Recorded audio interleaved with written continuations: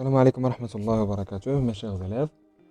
J'espère, Inch'Allah, que vous êtes en bonne santé, en bon état. Bienvenue dans une nouvelle leçon aujourd'hui, dans laquelle on va savoir comment identifier une description de la tenue vestimentaire d'une personne. Ça veut dire on va savoir comment on peut savoir dans un texte, ou bien comment on peut identifier dans un texte la description de la tenue vestimentaire ou bien du portrait vestimentaire. Alors, j'ai choisi ce texte-là que vous voyez, mais avant d'élaborer le texte, voyons premièrement l'illustration. Ici, si je vous pose la question, qu'est-ce que vous voyez? Vous pouvez me dire que c'est une femme âgée ou bien vieille, avec des cheveux blancs, un petit foulard qui entoure son visage, des rides sur son visage, etc. Mais si je vous pose la question de qu'est-ce qu'elle met ou bien qu'est-ce qu'elle porte comme vêtement, vous allez me dire seulement, peut-être que c'est une petite, je sais pas, une petite pyjama ici, et un foulard qui entoure sa tête. Alors voilà, cette illustration-là, c'est la même chose de l'illustration, c'est la même chose qu'on va voir dans le texte. Alors je lis, s'il vous plaît, vous pouvez suivre avec moi. Alors, on vit s'avancer sur l'estrade une petite vieille femme de maintien craintif et qui paraissait se ratatiner dans ses pauvres vêtements. Elle avait aux pieds de grosses galoches de bois et, le long des hanches, un grand tablier bleu, son visage maigre, entouré des béguins sans bordure, était plus plissé de rides qu'une pomme flétrie et de sa camisole rouge, dépassée de longues mains à articulations noueuses. La poussière des granges, la potasse des lessives et le soin des laines les avaient si bien encroûtées, érayées, durcies, qu'elles semblaient sales, quoiqu'elles fussent rincées d'eau claire. Et, à force d'avoir servi, elles restaient entr'ouvertes, comme pour présenter d'elles-mêmes l'humble témoignage de tant de souffrances subies. Je répète. Alors, on vit s'avancer sur l'estrade une petite vieille femme, de maintien craintif, et qui paraissait se ratatiner dans ses pauvres vêtements. Elle avait aux pieds de grosses galoches de bois et, le long des hanches, un grand tablier bleu. Son visage maigre, entouré d'un béguin sans bordure, était plus plissé de rides qu'une pomme flétrie et de sa camisole rouge dépassée de longues mains à articulations noueuses. La poussière des granges, la potasse des lessives et le sointe des laines les avaient si bien encroûtées, éraillées, durcies, qu'elles semblaient sales quoiqu'elles fussent rincées d'eau claire. Et, à force d'avoir servi, elles restaient entr'ouvertes comme pour présenter d'elles-mêmes l'humble témoignage de tant de souffrances subies. Gustave Flaubert, Madame Bovary. Alors ce texte-là parle d'une vieille femme. La voilà ici. De quoi on parle ici? C'est d'une vieille femme. Très bien. Et comme vous le constatez, il y en a une description de l'état de cette vieille femme. Nous allons retirer ensemble l'ensemble des descriptions qui se trouvent dans ce texte-là. On va la déterminer ou bien les déterminer à l'aide de ce fluorescent jaune. Alors, on vit s'avancer sur l'estrade une petite vieille femme de maintien craintif et qui paraissait se ratatiner dans ses pauvres vêtements. Elle avait aux pieds de grosses galoches. Très bien. Alors, elle tient dans ses pieds ou bien elle met dans ses pieds comme des sabots ou bien on dit des galoches de bois. Et le long des hanches, un grand tablier bleu. Son visage est maigre, entouré, oui voilà, son visage est maigre, entouré d'un béguin sans bordure. Béguin sans bordure, ça veut dire, voilà, son, comme si on dit le foulard ici. Était plus plissé de rides qu'une pomme flétrie. Voilà les rides sur son visage, comme une pomme flétrie, et de sa camisole rouge, une camisole rouge, voilà, comme une chemise ou bien cette pyjama-là qu'elle met.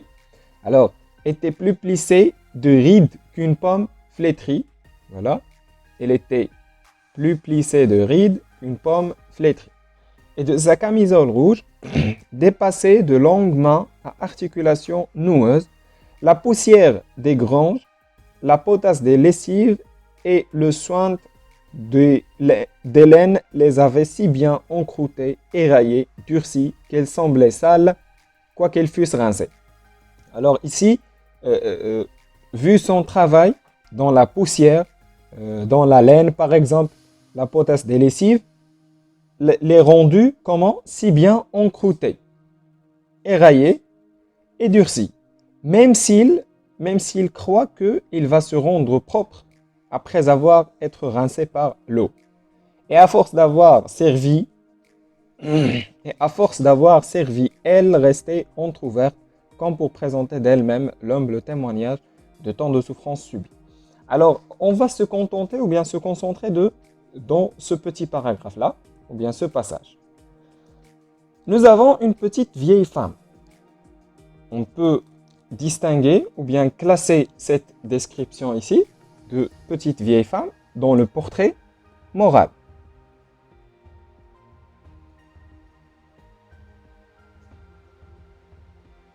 Portrait moral.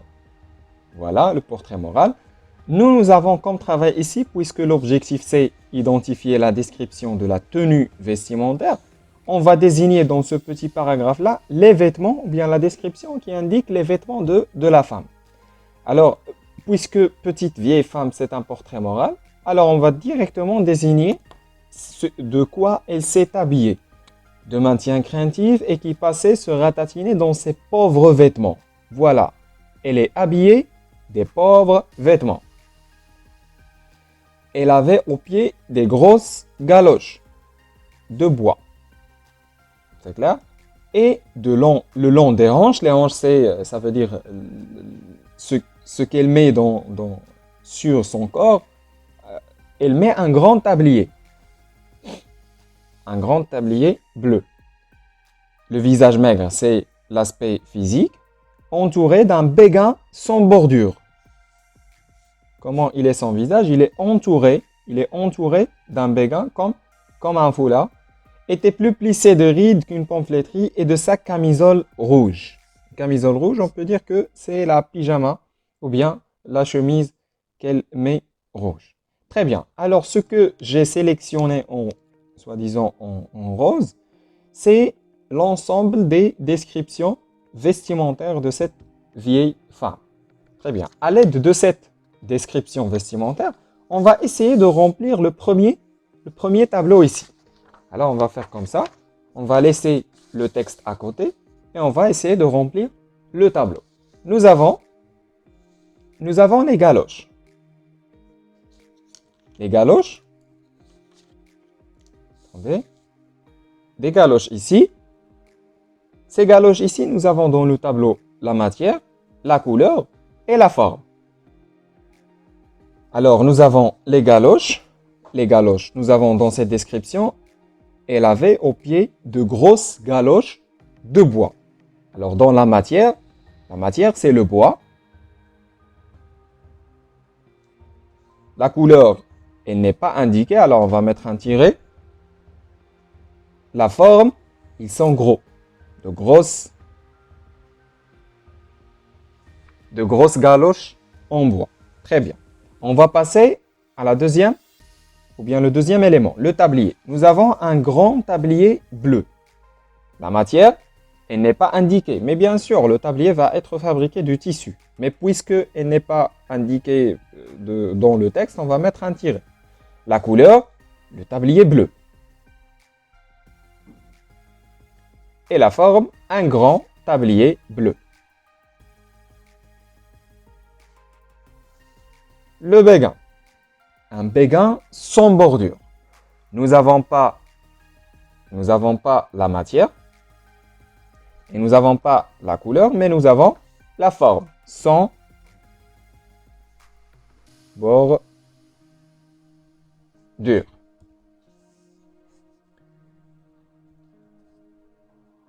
La camisole, nous avons seulement la couleur, alors on va mettre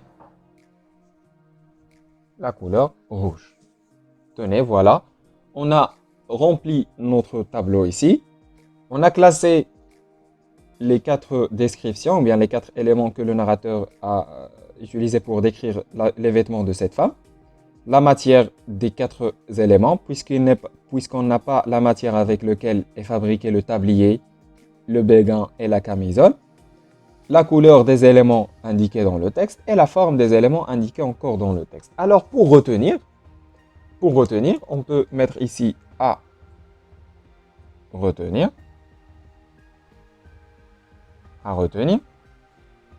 Nous avons les vêtements, par exemple, pantalon, chemise, caftan, tricot, foulard, tablier, soulier. La matière, fabriquée en bois, en tissu, en laine, en soie, etc.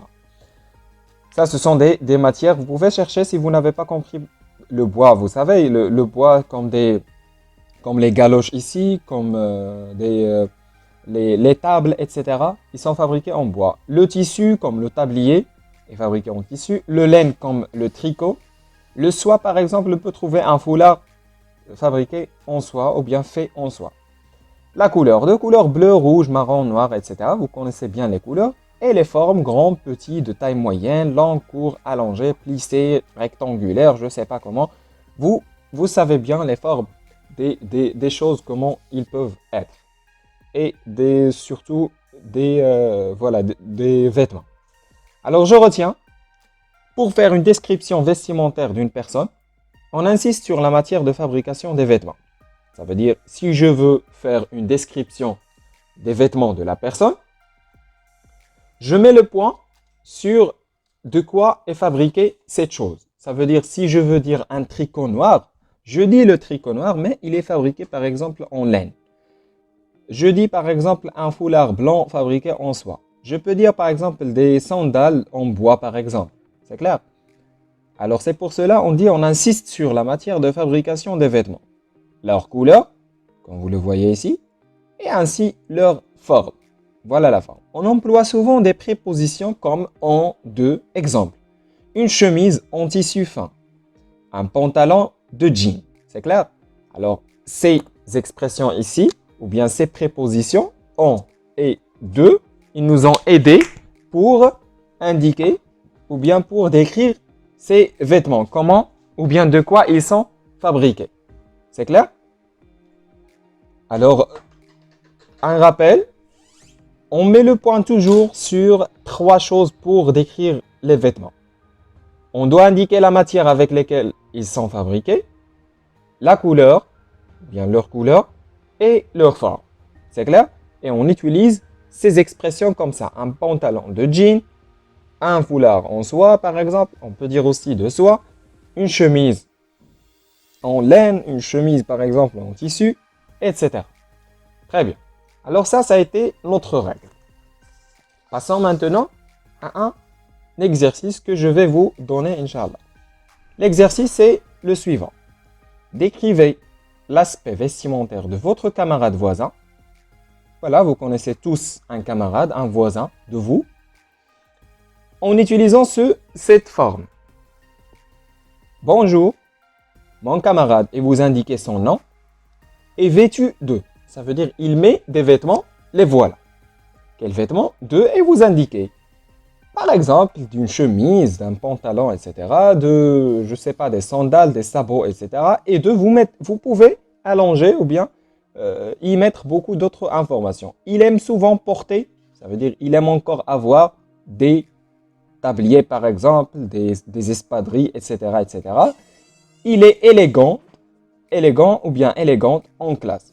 Ça veut dire, elle est élégant et classe. Ça veut dire, et bien sûr, si vous le voyez qu'il est élégant, vous pouvez mettre élégant. Sinon, vous pouvez mettre, il ne sait pas comment s'habiller, ou bien il se posture comme un fou, je ne sais pas comment. Vous pouvez mettre d'autres descriptions. C'est clair? Alors ça, c'est votre exercice pour aujourd'hui, Inch'Allah. Vous me le faites à la maison et vous me le rendez, Inch'Allah, dans notre groupe de discussion. J'espère que vous avez bien compris votre leçon d'aujourd'hui. Euh, N'hésitez pas à me poser des questions si vous n'avez pas compris quelque chose. Merci beaucoup pour votre attention.